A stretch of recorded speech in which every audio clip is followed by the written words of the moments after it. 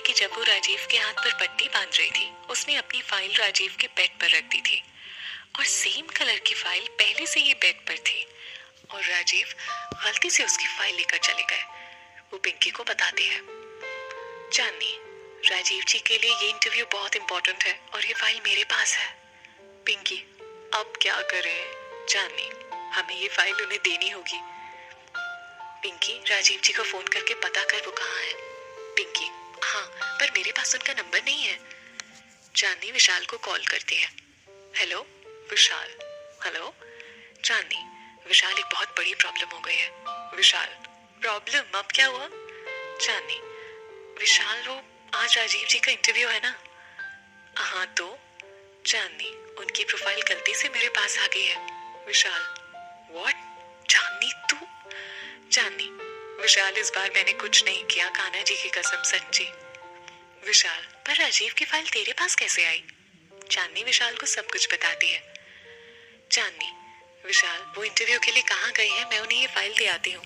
विशाल चांदनी को एड्रेस भेजता है। विशाल, ओ गॉड, उसके लिए नौकरी मिलना बहुत जरूरी है, तो फाइल लेकर पहुंच, मैं उसे फोन करता हूँ। चांदनी फोन काटती है।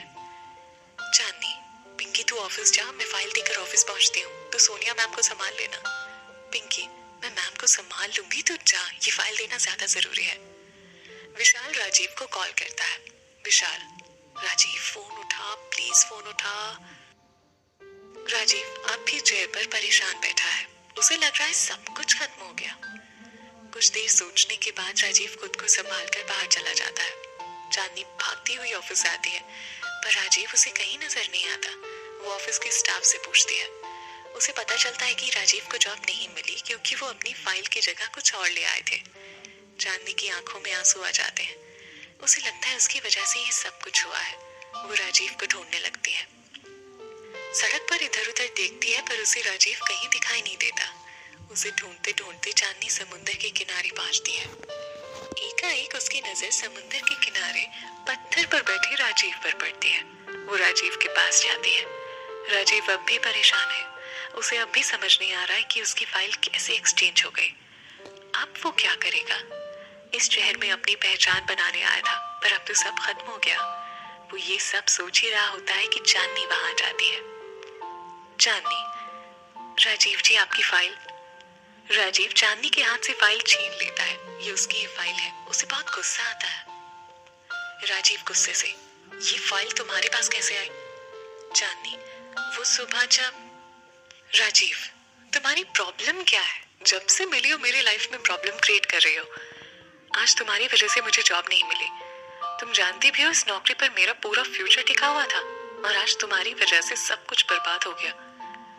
चांदनी रोते हुए, राजीव जी मेरी बात तो सुनिए।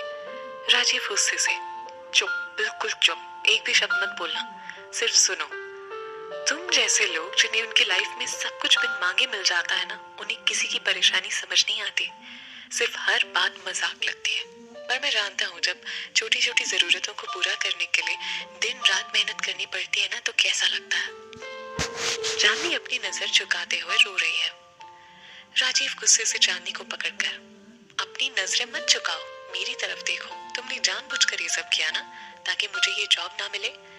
चांदनी, नहीं राजीव जी, आप मुझे गलत समझ रहे हैं। राजीव, बिल्कुल ठीक समझ रहा हूँ। पिछले 2 दिनों में मैं तुम्हें अच्छी तरह से समझ गया हूँ। तुम्हारे मामा मामी ने ना तुम्हें सब कुछ दिया है। किस्मत वाली हो, पर हर कोई तुम्हारी तरह किस्मत वाला नहीं है। मेरी माँ ने मुझे यहाँ तक पहुँचाने के लिए ना दिन रात मेहनत की है।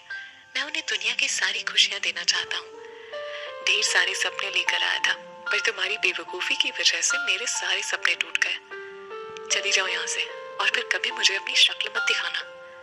चांदनी, आई एम सॉरी। राजीव, तुम्हारे सॉरी से तो सब कुछ ठीक नहीं हो जाएगा। चली जाओ यहाँ से अभी। चांदनी रोते हुए वहां से जाने लगती है। तभी वहां विशाल राजीव को ढूंढते हुए आता है।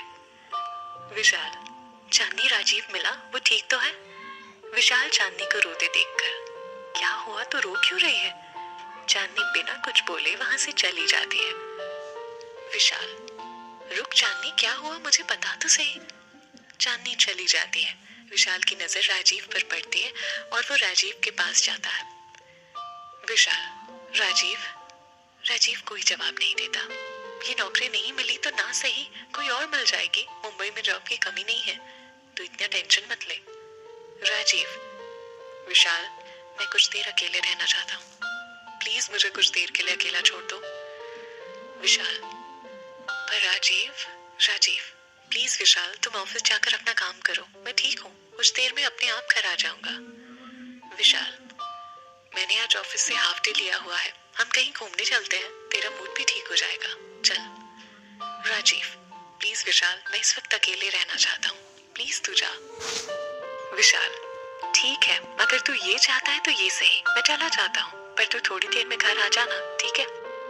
राजीव, आ जाऊंगा। विशाल चला जाता है। चांदनी भी ऑफिस पहुंच जाती है। विशाल चांदनी को फोन करता है पर वो फोन नहीं उठाती। पिंकी, ओए तू आ गई, फाइल दे दी, राजीव भैया को जॉब मिल गई ना, तू चुप क्यों है, कुछ बोल तो सही। चांदनी बिना कुछ बोले अपनी कैबिन में जाकर अपनी चेयर पर बैठ जाती है। चांदनी अभी भी रो रही है। पिंकी उसके कैबिन में आती है। पिंकी, रो क्यों रही है, कुछ बता तो सही, आखिर हुआ क्या है। चांदनी आंसू पोंछकर कंप्यूटर पर वर्क करते हुए, मुझे अभी बहुत काम है, तू जा, मैं तुझसे बाद में बात करती हूँ। पिंकी, पर चांदनी प्लीज पिंकी, ओके। पिंकी चली जाती है। चांदनी के कैबिन का फोन बजता है। चांदनी, हेलो। सिकंदर, हेलो, आवाज तो पहचान गई होंगी। चांदनी, कोई काम था सिकंदर जी। सिकंदर, क्यों, बिना काम के मैं तुम्हें कॉल नहीं कर सकता। चांदनी, सिकंदर जी इस वक्त मैं बिजी हूँ, बाद में बात करती हूँ। चांदनी कॉल काट देती है पर फिर से बेल बजती है। चांदनी, देखिए सिकंदर जी, मैं विशाल, सिकंदर नहीं विशाल। चांदनी, सॉरी विशाल, मुझे लगा वो सिकंदर। विशाल, राजीव ने नौकरी ना मिलने का गुस्सा तुझ पर निकाल दिया है ना। चांदनी गुस्से से, पता नहीं खुद को क्या समझता है, एक तो मैं उसकी हेल्प करने गई, वो भी खुद का काम छोड़कर, और उसने क्या किया, मुझे इतना सुनाया और वो भी बिना गलती के। सुबह भी मैं उसकी हेल्प करने गई थी, उसकी चोट पर पट्टी बांधने के लिए। उसने गलत फाइल उठाई और मुझ पर चिल्ला रहा था। अच्छा हुआ जो उसे जॉब नहीं मिली, कान्हा जी करे कभी मिले भी ना। विशाल मुस्कुराते हुए, चांदनी वो बेचारा बहुत परेशान था, इसलिए उसने ये सब बोल दिया। चांदनी, अरे परेशान था तो मुझ पर चिल्लाएगा, मेरे मामा मामी ने भी मुझसे आज तक ऐसे बात नहीं की, और वो पता नहीं खुद को क्या समझता है। विशाल, चांदनी, उसने अपनी लाइफ में बहुत स्ट्रगल किया है, उसके फादर उसके पैदा होने से पहले ही उसकी माँ को छोड़कर चले गए, उसकी माँ ने उसे अकेले पाला है। राजीव के लिए उसकी माँ से बढ़कर और कुछ भी नहीं है, वो अपनी माँ को दुनिया की हर खुशी देना चाहता है, अपने दम पर कामयाब होना चाहता है। इस नौकरी से उसके सपने पूरे हो सकते थे, तो समझ सकती है ना। चांदनी उदास होकर, हाँ पर मैंने जानबूझ के कुछ नहीं किया विशाल। विशाल, जानता हूँ। चांदनी, पर ऐसी कोई किसी से बात करता है क्या। विशाल, वो बुरा नहीं है, बस किस्मत का मारा है, उसे समझने की कोशिश कर please. Chandni, I am sorry Vishal, मैंने बिना कुछ जाने उसके बारे में इतना कुछ बोल दिया। विशाल, कोई बात नहीं, अब तू टेंशन मत ले, हम शाम को बात करते हैं, बाय। चांदनी, बाय विशाल। चांदनी फोन रखकर, कान्हा जी मुझे माफ कर दीजिए, मैं राजीव जी से भी घर जाकर माफी मांग लूंगी, आप प्लीज उन्हें एक बढ़िया सी नौकरी दिलवा दीजिए प्लीज।